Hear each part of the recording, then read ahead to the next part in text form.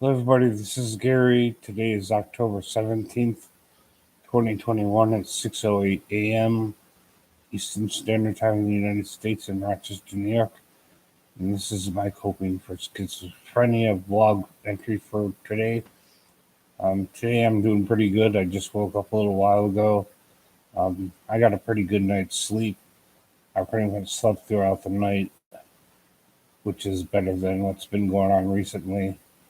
Over the past few weeks, I've had a lot of insomnia.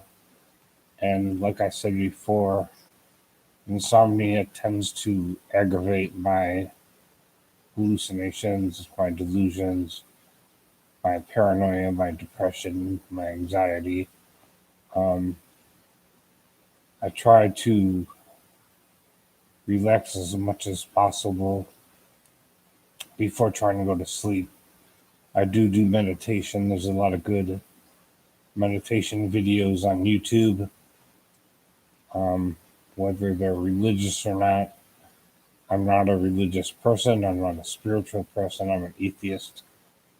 And one of the reasons that I'm an atheist is because I personally have never seen any miracles performed by anyone or by God or by anyone in the name of God. I've certainly seen no miracles aimed at me curing my schizophrenia or any of my physical health problems. I've never seen any evidence of demons or spirits or angels or anything supernatural, whether it involves God or not. I see no evidence for gods or God. Um, and I'm 56 years old. I was raised Catholic. I was raised to believe in miracles performed by the Virgin Mary. But again, I've never seen those miracles. I've never experienced them. Um, have there been strange events in my life that I couldn't explain? Maybe once or twice. But everything has a scientific explanation. And just because I personally don't have that scientific explanation doesn't mean it's not scientific. Um, I used to wake up with scratches all over my body. And when I was really religious, when I was in Pentecost, when I was in a Pentecostal church, I used to think that it was demons scratching me in the middle of the night. But actually, what it was more likely was that I was having nightmares and I was somehow scratching myself during the night. I've also experienced sleep paralysis, which is a neurological condition where you're half awake, half asleep. You can't physically move. You know you're awake, and you think there's some sort of entity or ghost or spirit or monster in the room sitting on your chest or sitting on your body, making it difficult to breathe. But that's not demonic or spiritual. That's just the brain going through a neurological process. Normally, when you sleep, your body freezes up so you don't injure yourself during nightmares by moving around. And sleep paralysis is just that brain locking your body up, but you're awake and you're half asleep. So that's not a spiritual or demonic experience. That's just sleep paralysis, which is a purely neurological, physical condition. It's not a spiritual one or a demonic one. Um, I once had a roommate from Mexico who was a devout Catholic, and mixed in with his Catholicism was some local superstitions about spirits and demons and gods, local indigenous people gods in and around Mexico City. Um, he used to pray to these gods, to the Virgin Mary.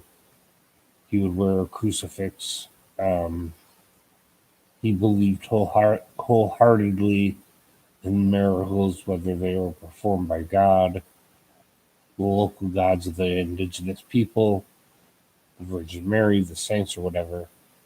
And I told him in Spanish that I was an atheist. I only speak a little bit of Spanish, not a lot.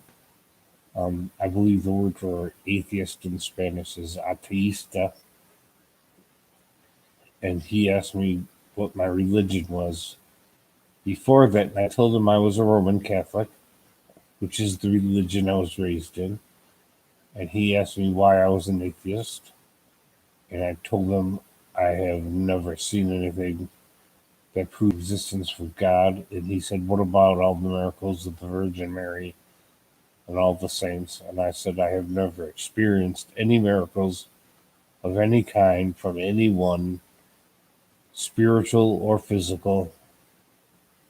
And I told him I was an atheist and I would continue to be an atheist.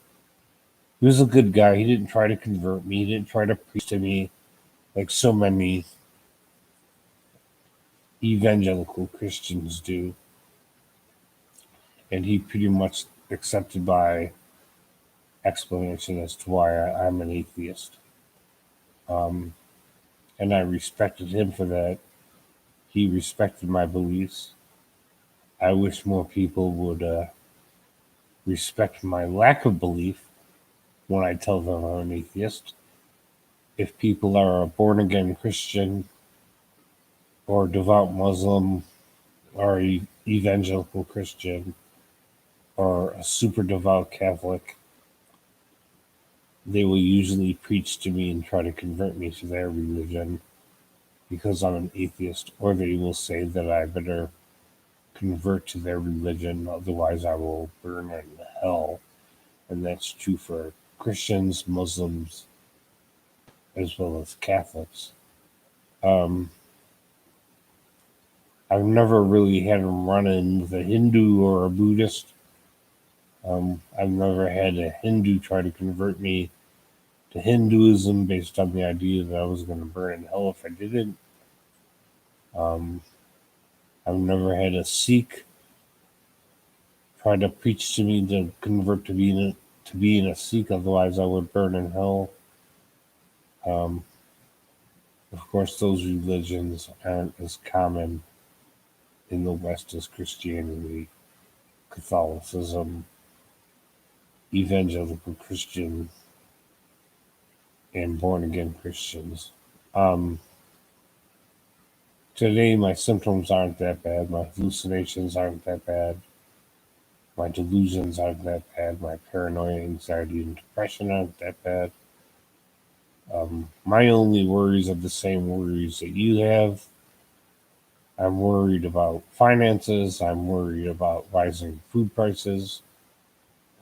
I went food shopping yesterday, and groceries 6 months ago would have cost about $40, cost me $75, and I live on a fixed income. So I'm feeling the same financial pressures and pains you are. I just recertified my lease, and my rent has gone up a little bit, not by as much as I thought, which I'm lucky and grateful for. Um, Other things are going up in prices. My medications, both prescription and over the counter. Inflation is really hitting hard when I buy simple supplies like face masks for COVID 19 or hand sanitizer for COVID 19. The prices on those have gone up as well. So sometimes I toss and turn during the night thinking about these things, and they cause me to have insomnia. Um, these ideas and pressures that are real enough can aggravate my schizophrenia sometimes, aggravate my anxiety, aggravate my depression, aggravate my agitation and anger. Um, so being a schizophrenic and having the same worries as everybody else, my schizophrenic symptoms can be aggravated by pressures that we all have. Um, It's not easy to deal with all these political, religious issues, economic issues, news and current events. I've been trying to cut down on the amount of news and politics I watch. I want to be informed of current events, but I don't want to watch 4 or 5 hours of political news on YouTube and aggravate myself into anger and rage and frustration to the point that it aggravates my psychiatric problems. Um, and I, of course, do have control over that. I have other things that can keep me busy, to keep me distracted from all the political stuff and religious stuff going on in our country. Um, as an atheist, my political leanings are towards the political center. I don't consider myself to be on the far right or the far left. And sometimes the political far left and the far right can aggravate me just as equally, one as the other. Um, I have a lot going for me, and I'm grateful for the things that I have. I was walking down Main Street here in Rochester, and I see this every day. I was walking by a bank that had closed because a lot of Rochester businesses have closed over the past 30 years. Rochester is not economically what it used to be, but I was walking by a bank, and there was a small cubby hole in front of the bank. It was a cube-sized shape, about 4 feet by 4 feet by 4 feet, height, width, and height, width, height, width, and length. And there was a homeless couple sleeping in there with blankets. So my situation, of course, is not as bad as that. A lot of people who are mentally ill or mentally ill and addicted to drugs and alcohol find themselves in a situation where they are totally destitute and they have absolutely nothing. So there are people who are mentally ill and or drug addicts and alcoholics who are in a much worse position than I am. And I'm grateful for that. Um, things could be worse. I really don't have that much to complain about. My mental illness can aggravate me, can make me feel really uncomfortable, afraid, scared, fear. And fear and anxiety, by the way, are not the same thing. Fear is an intensely strong emotion over perceived realities that might be a threat to you. Um, and they're often very real. I fear a lot of things. I fear crime. I fear violence. I fear homelessness because I've experienced it before. I fear a lot of things. Sometimes I fear my own mind. Um, Anxiety is different. Anxiety is, I don't know, it's hard to describe or to define, but it's not the same thing as fear. Anxiety is often a sense of uneasiness and worry and panic that involves a rapid heartbeat, sweating, rapid breathing, shallow breathing over something that may or may not be real, um, or over nothing at all.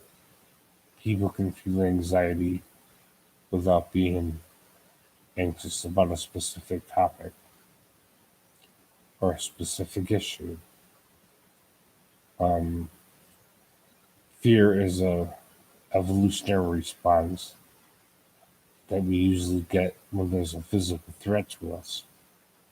So there's a big difference between the emotion of fear and the emotion of anxiety.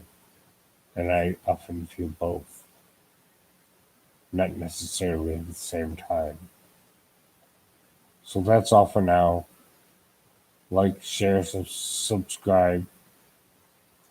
Press the notification bell when you want to find out when I put out new videos. And if you want me to do a video on a specific topic, let me know in the comment section.